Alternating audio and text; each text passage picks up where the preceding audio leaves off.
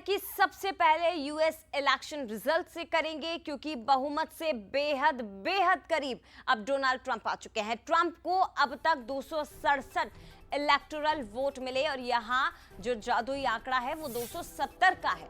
कमला Harris को 216 electoral vote मिले हैं।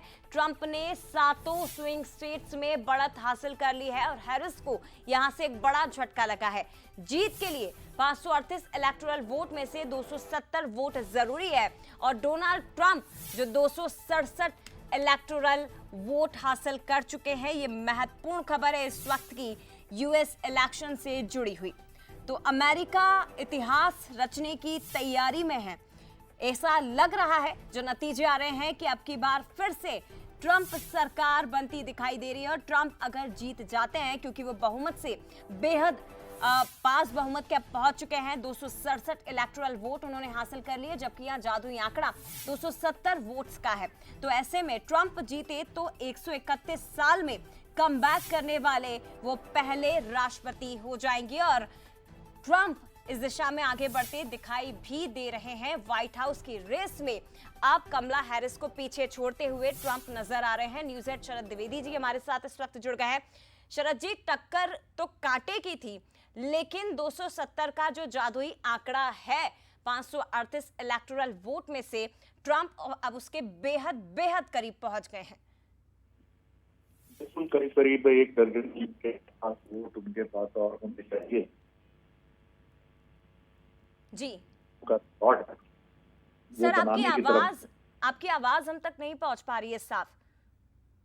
चलिए एक बार फिर से आपसे बात करने की कोशिश करेंगे लेकिन दर्शकों को फिर से स्पष्ट कर दें। यूएस इलेक्शन आखिरी मोमेंट में हालांकि चौंकाने लगी थी कमला हैरिस, दोनों के बीच कड़ा मुकाबला दिखाई दे रहा था लेकिन अब ये बताया जा रहा है कि डोनाल्ड ट्रंप काफी आगे निकल चुके हैं। शरद जी हमारे साथ जुड़े। शरद जी अपनी बात पूरी करिए। देखिए, अब करीब 12-13 वोटों का अंतर है कि वो बहुमत के आंकड़े के करीब पहुंच जाएंगे। 270 के आसपास इलेक्टोरल वोट्स जो वहां की संवैधानिक व्यवस्था का हिस्सा है। और ठीक कहा आपने कि कमला हैरिस काफी अच्छी फाइट उन्होंने अब तक की है। हालांकि आशावादी अंतिम समय तक जब तक फाइनल डिक्लेरेशन नहीं होगा तब तक रुकना चाहेंगे, लेकिन काफी नजदीकी मुकाबला दिखाई दिया। लेकिन ट्रंप स्विंग स्टेट सहित तमाम जगह जिस तरह की लीड लेकर आगे बढ़ रहे हैं तो अब कोई चमत्कार ही कमला हैरिस के लिए सत्ता में आने का रास्ता खोल सकता है।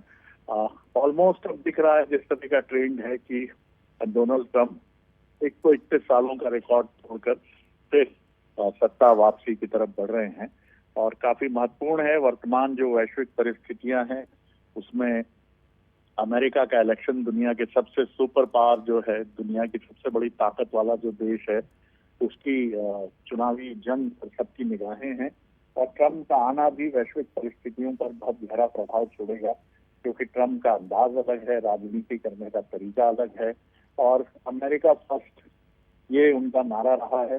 तो लगता है कि इसी नारे पर अमेरिकन नागरिकों ने मोहर लगाई है क्योंकि इस समय जो लहर है पूरी दुनिया में वो राष्ट्रवाद की एक लहर के तौर पर देखी जा रही है और जहां राष्ट्र की बात होती है लोग स्वाभाविक रूप से अपने नेता के साथ उस नारे पर जुड़ते हैं। तो ऐसा लगता है कि ट्रंप का भी अमेरिका फर्स्ट का नारा लोगों के गले उतरा और उन्होंने उस पर मोहर लगाने की तरफ आगे कदम बढ़ाया। जी शरद जी, भारत के साथ रिश्ते हालांकि ट्रंप के बहुत अच्छे रहे हैं और एक बार फिर से जब वो वापसी करेंगे तो उसका प्रभाव फिर से भारत पर क्या पड़ सकता है क्योंकि भारतीय शेयर बाजार में तो मजबूती अभी से दिखाई देने लगी है। और दूसरी बड़ी बात ये कि ट्रंप के कमबैक करने के पीछे आप क्या वजह या क्या फैक्टर्स मानते हैं? ये बड़ी अच्छी बात है कि हमारे दोनों ही डेमोक्रेट और रिपब्लिकन दोनों के साथ बहुत अच्छे रिश्ते हैं और आप अगर देखेंगे तो जो बाइडेन जो रहे 4 साल, इस दौरान भारत का अमेरिका के साथ जो निर्यात का ग्राफ है वो सबसे बेहतरीन रहा। ट्रंप के आने से ये जरूर होगा कि शेयर बाजार मुस्कुराएगा, ये सारी चीजें बेहतर होंगी, लेकिन मुझे लगता है कि वहां पर प्रवासी भारतीयों के लिए नौकरियों के अवसर और निर्यात पर कुछ असर देखने को मिल सकता है या हो सकता है ना भी दिखे। तो हमारे लिए दोनों विन विन सिचुएशन है, चाहे कमला हैरिस हो या ट्रंप हो। और ट्रंप के साथ मोदी जी की एक अच्छी बॉन्डिंग है, रही है पहले भी। तो मुझे लगता है कि हमारे लिए एक अच्छी सिचुएशन है। हमें इससे कोई फर्क नहीं पड़ता कि डेमोक्रेट रहें या रिपब्लिकन, हमारे लिए दोनों अच्छे हैं। जी। बिल्कुल, शुक्रिया आपका शरद जी जानकारी के लिए, बातचीत के लिए। तो अमेरिका का किंग कौन बनेगा इस पर नजरें हैं, लेकिन डोनाल्ड ट्रंप